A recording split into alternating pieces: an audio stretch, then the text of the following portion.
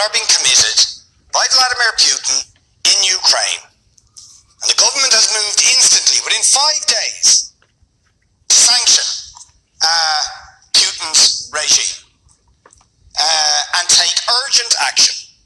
And the strength of language that was used rightly against Putin as a barbarian, as a thug, as a murderer, as a warmonger, all of which are true, all of those things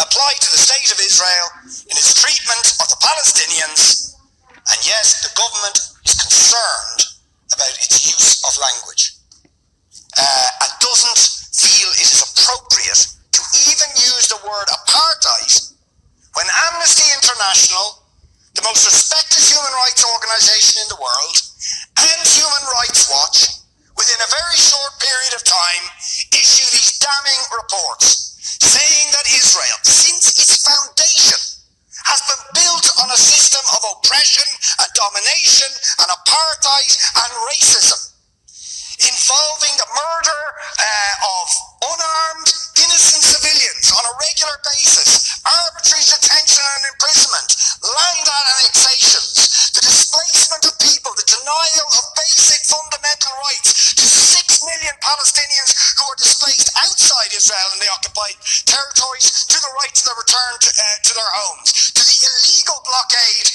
of Gaza, which has left, as they say in the report, Gaza in a permanent state of humanitarian crisis, denying people access to food, to water, and treating the Arab population as a whole, the Palestinian population as a whole, as an inferior race.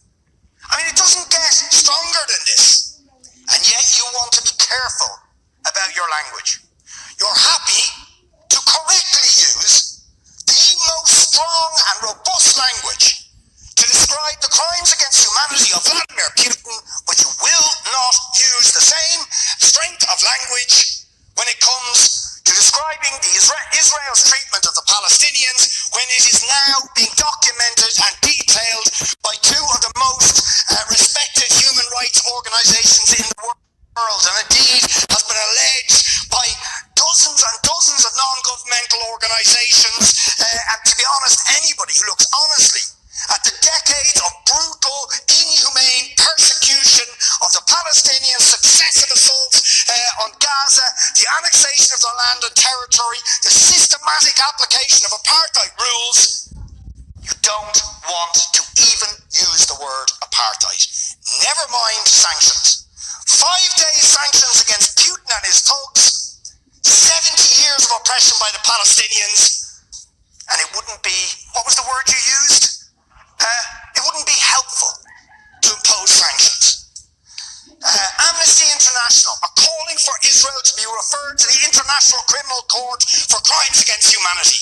Will you support it? They are calling for targeted sanctions against Israeli officials who are perpetuating the system of apartheid. Just exactly the same types of sanctions you've just initiated against Vladimir Putin. Will you support it? And I think the answer is clearly you're not going to. And then we ask the question, why? Why? Now you see, if you're going to have moral standards, those standards have to be consistent. Otherwise they are not standards at all, they are just cynicism. And of course we all know the reason that the standards are not consistent is because to call out the apartheid state of Israel would be to run foul of the concerns of certain states that are now presenting themselves as defenders of democracy and so on, such as the United States, the UK, Germany and other powers, whose relationship with Israel, supporting it and backing it, means that the European Union's moral credentials are bankrupted.